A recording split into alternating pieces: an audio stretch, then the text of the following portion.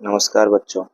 आज हम 10वीं क्लास के इम्पोर्टेंट फॉर्मूलों के बारे में अध्ययन करेंगे, यानी कि महत्वपूर्ण जितने भी अपनी बुक में फॉर्मूले हैं यानी सूत्र है उनका हम आज संपूर्ण अध्ययन करेंगे। तो जो पहला चैप्टर है वो है वास्तविक संख्या। वास्तविक संख्या यानी रियल नंबर जो आपका पहला चैप्टर है, उसमें दे रखा है कि दो धनात्मक पूर्णांक ए और बी दिए रहने पर यदि ऐसा अद्वितीय पूर्ण संख्याएं Q और R विद्यमान है, यानी कि जो आपका विभाजन वाला फॉर्मूला है जिसमें A बराबर बी क्यू प्लस का R दे रखा होता है, जो R का मान होता है वो 0 और 0 से बड़ा होता है और B से छोटा होता है, यानी 0 भी हो सकता है और 0 से बड़ा होना चाहिए। यानी जो शेषफल होता है यानी कि रिमाइंडर होता है वो उसका मान 0 से बड़ा या 0 के बराबर होना चाहिए, और जो भाजक होता है यानी कि अपन जिसका भाग दे रहे हैं उससे कम होना चाहिए। तो एक इसी का ही फॉर्मूला होता है भाज्य बराबर भाजक इंटू भागफल प्लस शेषफल। जो भाज्य होता है वो ए होता है, भाजक होता है वो बी होता है, और जो भागफल होता है वो क्यू होता है, और जो शेषफल यानी रिमाइंडर होता है वो आर होता है। इसके बाद में दूसरा फॉर्मूला है किन्हीं दो धनात्मक पूर्णांक ए और बी के लिए, यानी कि अपने पास में कोई दो संख्या दे रखी है ए और बी, यदि उन दोनों संख्याओं का यदि अपन एलसीएम और एचसीएफ निकालना चाहते हैं, यानी या तो एलसीएम दे रखा है या एचसीएफ दे रखा है या दोनों संख्या दे रखी है, तो चारों चीजों में से यानी एचसीएफ एलसीएम और दोनों संख्याओं में से सीएफ, दोनों संख्याओं का एचसीएफ, दोनों संख्याओं का एलसीएम, इनका जो गुणा होता है जो मल्टीप्लाई होता है वो दोनों संख्याओं के गुणा के बराबर होता है। इसी के बाद में है परिमेय संख्या। परिमेय संख्या किसे कहते हैं? ऐसी संख्या जिन्हें p बटे q के रूप में लिखा जा सकता हो उन्हें परिमेय संख्या कहा जाता है। जो p और q होती है ये पूर्णांक से अभाज्य संख्या होती है। परिमेय संख्याओं का जो दशमलव प्रसार होता है, यानी कि अपन किसी भी संख्या में किसी भी संख्या का भाग देंगे या तो वो पूरी पूरी बार जाएगा तो उसको बोलते हैं शांत, और जो यदि भाग देने के बाद यदि बार बार रिपीट हो रही है कोई संख्या उसको बोलते हैं अशांत आवर्ती संख्या।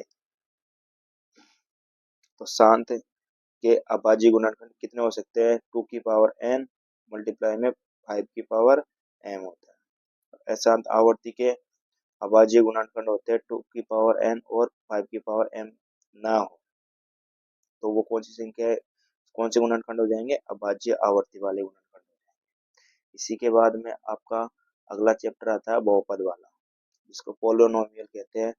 जो px होता है वो बहुपद का एक प्रतिरूप होता है, यानी कि बहुपद को px के रूप में लिखा जाता है।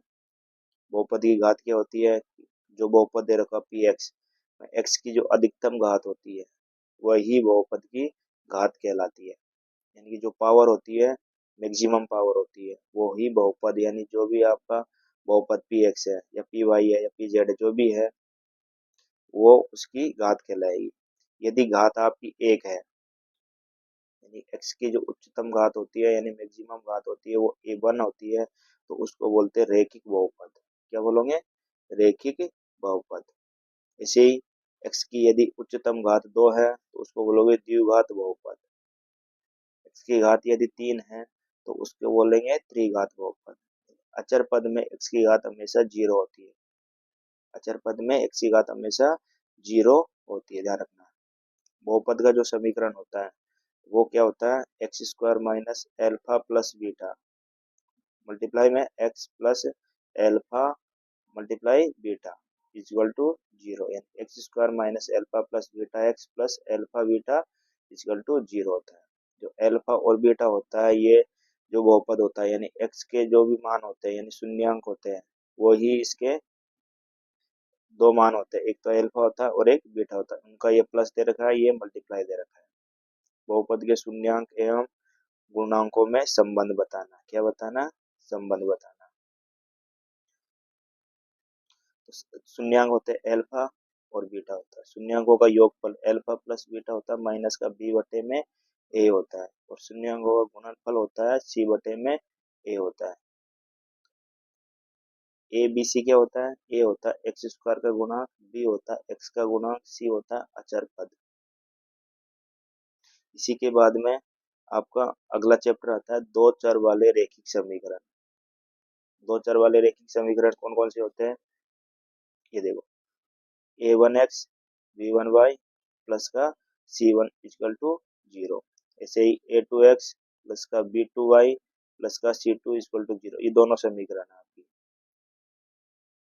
दो चर वाली समीकरण चर कौन कौन से, एक्स और वाई। रैखिक समीकरण है इनकी, यदि रैखिक समीकरण किसे कहते हैं, जिनकी घात एक हो।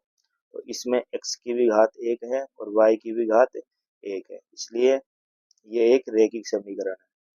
इसमें कंडीशन होती है, तीन कंडीशन होती है।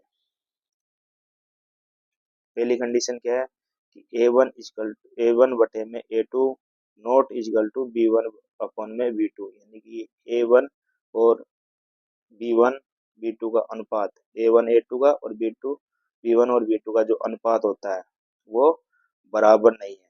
तो वो रेखा होगी प्रतिच्छेदी रेखा है, यानी ऐसी वाली रेखा है, यानी एक बिंदु पर काटने वाली रेखा है। तो इनका मान आएगा, बीजगणितीय मान, वो होता है अद्वितीय हल। और जो इनका युग्म बनता है वो होता है अविरोधी समीकरण युग्म बनता है। इसी के बाद में है ए वन अपॉन में ए टू, बी वन अपॉन में B two, C one upon में सी टू। यदि ये तीनों बराबर है तो रेखाएं होगी आपकी समपाती रेखाएं होगी। कौन सी रेखाएं होगी, समपाती रेखा, यानी एक रेखा के ऊपर दूसरी रेखा टच करते हुए जानी चाहती है। इसमें जो भी मान होगा वो आपका होगा अपरिमित रूप से अनेक हल होगा, और जो आपका युग्म होगा वो संगत युग्म होगा। इसी के बाद में आएगा ए वन अपॉन में ए टू, बी वन अपॉन में B two, C one upon में सी टू, यानी कि जो सी वन अपॉन में सी टू है ये इक्वल टू नहीं होता, यानी कि जो अचर अचर पद होता है ये बराबर नहीं है ए वन अपॉन में ए टू के। तो जो रेखा होगी समांतर रेखा होगी, यानी इनके बीच की दूरी हमेशा बराबर होगी, यानी आपस में कभी भी नहीं मिलेगी। इसमें कभी भी नहीं मिलेगी तो कोई मान ही नहीं होगा, कोई मान नहीं होगा तो ये असंगत हल होता है। तो ये दो चर वाले रेखीय समीकरण के आपको फॉर्मूले दे रखे हैं। फॉर्मूले रटो या इसको एक कंडीशन मान सकते हो आप, ठीक है। प्रतिच्छेदी रेखाओं की जो कंडीशन है वो ये है, संपत्ति की ये वाली है, समांतर की ये वाली है। जो इनके जो मान होंगे उनका है अद्वितीय हल, अपरिमित रूप से अनेक हल और कोई हल नहीं। तो युग्म बनेगा वो संगत और असंगत बनेगा। इसके बाद में अगला चैप्टर है आपका द्विघात समीकरण यानी क्वाड्रेटिक इक्वेशन। इसमें क्या होता है कि ए एक्स स्क्वायर प्लस का बी एक्स प्लस का सी इक्वल टू जीरो एक द्विघात समीकरण का एक व्यापक रूप होता है।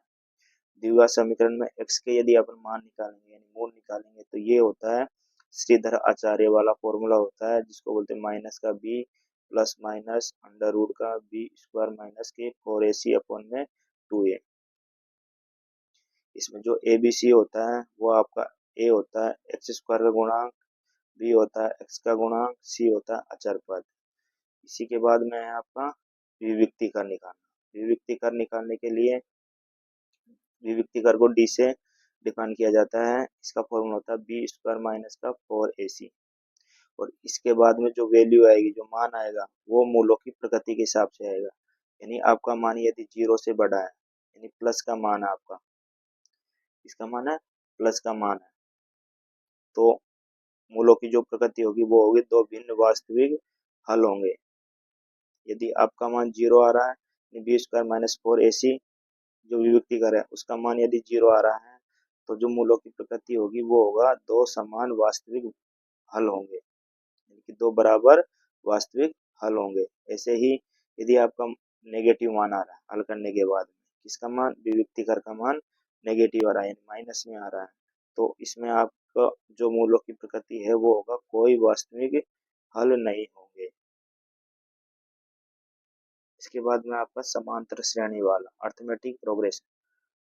समांतर श्रेणी कैसे होती है, जिससे ए है, ए में यदि डी जुड़ गया तो ए प्लस का डी हो गया, आगे जो अगला तीसरा पद होता है वो होता है ए प्लस का टू डी होता है। ऐसे क्रम चलता जाता है, जो लास्ट का पद आएगा वो a प्लस का n-1d होगा। इसी को ही nवा पद बोलते हैं, अंतिम पद बोलते हैं। इसको an के रूप में व्यक्त करते हैं अपन, या l के रूप में व्यक्त करते हैं। इसका फॉर्मूला हो जाएगा आपका a प्लस n-1d, यानी कि पहला पद, दूसरा पद, तीसरा पद। यानी a तो सभी में समान चलेगा, लेकिन जैसे पहला पद में अकेला d होता है, दूसरे वाले पद में सिंगल डी होता है, तीसरे वाले पद में पद तीसरा, लेकिन डी का मान, यानी डी किससे मल्टीप्लाई हो रहा है, 2 से, तो एक कम हो रहा है। ऐसे ही अंतिम पद में जो एनवा होता है वो एक कम होएगा, तो n-1 डी आएगा। जो डी ए क्या होता है, ये होता है प्रथम पद, ये क्या होता है, प्रथम पद। और जो डी होता है वो होता है आपका सार्वंतर, कॉमन डिफरेंस। जैसे अपन किसी दूसरे वाले पद में से पहला पद माइनस करेंगे, दूसरे में से पहला पद, या तीसरे में से, चलो यानी ऐसे क्रम चलता है, राइट से लेफ्ट की तरफ चलता है। यानी A3 जैसे चौथा पद है तो तीसरा पद माइनस करना है। ऐसे अपन डी का मान निकाल सकते हैं। n पदों का योगफल यानी Sn क्या होता है, n/2, 2a प्लस का n-1d होता है। इसको ऐसे भी लिख सकते हैं कि n/2 प्रथम पद प्लस अंतिम पद। l क्या होता है, अंतिम पद, इसलिए अंतिम पहला पद को जोड़ लो और अंतिम पद को जोड़ लो, n/2 से मल्टीप्लाई कर दो। इसी के बाद में अगला चैप्टर आता है आपका निर्देशांक ज्यामिति। निर्देशांक ज्यामिति में दो फॉर्मूले होते हैं, एक तो दूरी वाला, एक विभाजन सूत्र। दूरी कैसे निकालते हैं, बिंदुओं के हिसाब से अपन दूरी निकालते हैं। इसके हिसाब से बिंदुओं के हिसाब से दूरी निकालते हैं। यदि पहला बिंदु दे रखा है पी का मान x1, y1 दे रखा है x, और जो y होते हैं ये निर्देशांक होते हैं, यानी x अक्ष वाला और ये y अक्ष वाला। ऐसे ही q के निर्देशांक दे रखे x2 और y2 दे रखे हैं। जब p और q के बीच में दूरी निकालेंगे तो x2 माइनस x1 का whole square plus y2 minus y1 का होल स्क्वायर, और इसका अंडर रूट लग जाएगा, यानी कि वर्गमूल लग जाएगा। ऐसे ही विभाजन सूत्र देखते हैं। विभाजन सूत्र में क्या होता है कि p और q कोई दो बिंदु है, इसके निर्देशांक दे रखे x1 y1 x2 y2। यदि बीच में से अपन कहीं पर भी अपन एक पॉइंट लेते हैं, जैसे r पॉइंट ले लिया, तो ये इसको रेशो में काट देगा, जैसे m1 और m2 रेशो में काटेगा। तो इसका एक फॉर्मूला होता है r के निर्देशांक निकालने का, यानी जो बीच वाला बिंदु कहीं भी काट सकता है। तो m1 x2 plus m2 x1 अपन में m1 और m2। ऐसे ही होता है m1 y2 प्लस का m2 y1 बटे में m1 m2, यानी कि 1 to 2 1 के हिसाब से अपन को सेट कर देना है। ऐसे मध्य बिंदु का फॉर्मूला था, यदि इनका रेशो सेम है तो अपन x1 प्लस x2 बटे में 2, y1 प्लस y2 अपन में 2, इससे मध्य बिंदु का फॉर्मूला निकाल सकते हैं। इसके बाद में अगला चैप्टर आता है आपका त्रिकोणमिति। क्या आता है, त्रिकोणमिति यानी ट्रिग्नोमेट्री। ट्रिग्नोमेट्री में आपको जो ट्राइंगल होता है वो होता है राइट एंगल वाला, यानी समकोण त्रिभुज वाला, जिसमें ये लंब होता है, ये आधार होता है, जो कर्ण होता है। जिस एंगल की बात करेंगे उस एंगल का मान हमेशा कर्ण और आधार के, वो एंगल कर्ण और आधार के बीच में होना चाहिए।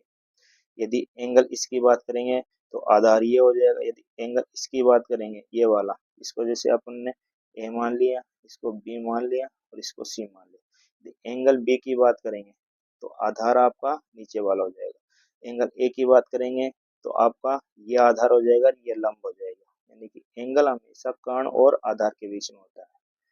इसके बीच में होता है कर्ण और आधार के बीच में। तो अपन ने इसमें एंगल इसको माना है थीटा को, यानी बी वाले को माना तो कर्ण और आधार के बीच में होगा। जैसे साइन थीटा तो लंब बटे कर्ण, कोस का मान होता है आधार बटे कर्ण। एक फॉर्मूला होता है इसका, यानी याद करने, फॉर्मूला तो क्या बोलते हैं, इसको याद करने का एक तरीका होता है, जैसे लाल बटा कक्का। क्या होता है, लाल बटे कक्का, लंब बटे कर्ण। साइन का मान, जो साइन का मान होगा वो लंब बटे कर्ण होगा। कोस का मान होगा जो आधार बटे कर्ण होगा। टेन का होगा लंब बटे आधार होगा। अब नीचे से उल्टा चलेंगे ऐसे, कोट का मान होगा आधार बटे लंब, सेक का होगा कर्ण बटे आधार, और जो कोसेक का होगा वो कर्ण बटे लंब हो जाएगा।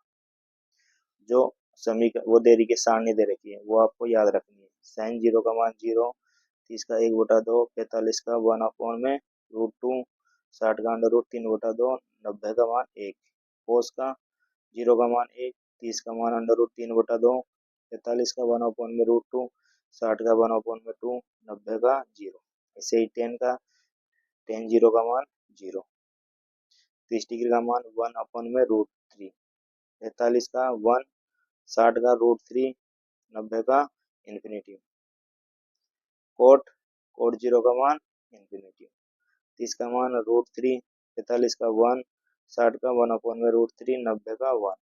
सेक 1, 30 का मान 2/√3, 45 का √2, 60 का √2, 60 का मान 2, सेक 60 का मान 2, सेक 90 का मान इन्फिनिटी। ऐसे ही सेक उल्टा होता है तो उल्टा चलते हैं।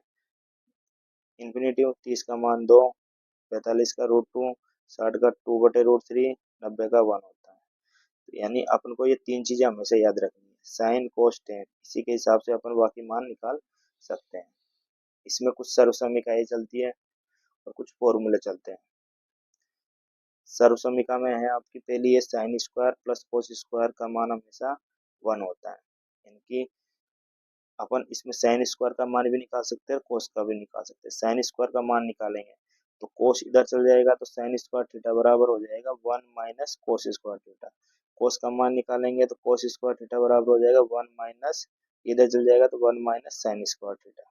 ऐसे ही यहाँ पर चलेंगे 1 प्लस टेन स्क्वायर थीटा बराबर sec square theta, 1 plus cot square theta बराबर कोसेक स्क्वायर थीटा। अपन को ये याद रखना है कि साइन और कोट का मान, टेन और कोट का मान साइन और कोस के रूप में कैसे लिखा जाएगा, साइन बटे कोस थीटा, कोट में कोस थीटा बटे साइन थीटा। सी आ रहा है तो सी से स्टार्ट करना है। साइन हमेशा कोस का उल्टा होता है, यानी कि जो ये साइन है ये हमेशा इसका उल्टा होता है। देख लो साइन 30 का मान कितना होगा 1/2, तो 1/2 को उल्टा करेंगे तो 2 आ गया। तो हमेशा याद रखना है कि साइन किसका उल्टा होता है, कोसेक का, और कोसेक किसका उल्टा होता है, साइन का। कोस किसका उल्टा होता है, सेक का, और सेक उल्टा होता है कोस का। इसे टेन कोट का और कोट टेन का उल्टा होता है। वृत्तों से संबंधित क्षेत्रफल कैसे निकालेंगे। वृत्त हमेशा ध्यान रखना है, दो चीजें याद रखनी रहती है। जो वृत्त का क्षेत्रफल होता है, एरिया होता है, वो होता है पाई आर स्क्वायर। आर होती है आपको वृत्त की त्रिज्या, रेडियस, इसको बोलते हैं रेडियस। यहाँ से परिधि तक की दूरी को रेडियस बोलेंगे। परिधि होती है 2 पाई आर, लेकिन जो इसका परिधि होती है वो उसका वैल्यू कितनी होती है 2 पाई आर होती है। यहाँ देखो ये जो त्रिज्य खंड है यानी त्रिभुज जैसी आकृति अपन ने यहाँ पे काटी है, तो ये छोटा वाला होता है उसको बोलते हैं लघु त्रिज्य खंड, और जो बड़ा वाला होता है उसको बोलते हैं दीर्घ त्रिज्य खंड। यानी छोटे वाले त्रिभुज में यानी कि त्रिज्य खंड का एरिया निकालेंगे तो थीटा बटा 360 डिग्री होएगा, इंटू पाई आर स्क्वायर होता है। लघु त्रिज्य खंड के चाप की लंबाई होती है थीटा बटा 360, 2 पाई आर होती है। ऐसे ही अगला चैप्टर अपना पृष्ठीय क्षेत्रफल और आयतन। क्या है, पृष्ठीय क्षेत्रफल और आयतन। इसमें घन है, घनाभ है, बेलन है, गोला है, अर्धगोला है। जो घन होता है वो आपका वर्ग से बनता है, घनाभ होता है जो आयत से बनता है, बेलन होता है जो आपका सर्कल यानी वृत्त से बनता है, गोला ठोस होता है, अर्धगोला भी गोले का आधा होता है। इसमें तीन चीज निकाली जाती है, आयतन, वक्र पृष्ठीय क्षेत्रफल और संपूर्ण पृष्ठीय क्षेत्रफल। घन का आयतन होता है भुजा क्यूब, यानी एक क्यूब मान लिया, भुजा को ए मान लिया तो ए क्यूब हो गया। वक्र पृष्ठीय क्षेत्रफल होता है 4a², संपूर्ण पृष्ठीय क्षेत्रफल होता है 6a²। ऐसे ही घनाभ है, घनाभ में लंबाई, चौड़ाई और ऊंचाई होती है, इन तीनों का जब मल्टीप्लाई कर देंगे तो अपन को आयतन मिल जाएगा। ऐसे ही वक्र पृष्ठीय क्षेत्रफल होता है 2 लंबाई प्लस चौड़ाई गुणा में ऊंचाई। संपूर्ण पृष्ठीय क्षेत्रफल में 2 ब्रैकेट लंबाई गुणा चौड़ाई, चौड़ाई गुणा ऊंचाई, ऊंचाई गुणा लंबाई, एल बी प्लस में बी एच प्लस का एच एल होता है। बेलन होता है, जो बेलन का आयतन होता है वो होता है पाई आर स्क्वायर एच। वक्र पृष्ठीय क्षेत्रफल होता है 2 पाई आर एच। संपूर्ण पृष्ठीय क्षेत्रफल होता है 2 पाई आर, आर प्लस का एच। गोला होता है, गोले का आयतन होता है 4/3 पाई आर क्यूब। ऐसे ही अर्धगोले का निकालेंगे तो इसका आधा कर देंगे, 2/3 पाई आर क्यूब। गोले में कोई पृष्ठ नहीं होता है, इसलिए संपूर्ण पृष्ठ का क्षेत्रफल होता है 4 पाई आर स्क्वायर। जब आधा गोला काट देंगे तो उसका वक्र बन जाएगा, क्या बन जाएगा, वक्र बन जाएगा। तो वो वक्र पृष्ठीय क्षेत्रफल हो जाएगा 2 पाई आर स्क्वायर, और जो संपूर्ण पृष्ठीय क्षेत्रफल हो जाएगा वो हो जाएगा 3 पाई आर स्क्वायर हो जाएगा। इसके बाद में आती है आपका स्टैटिक्स यानी सांख्यिकी।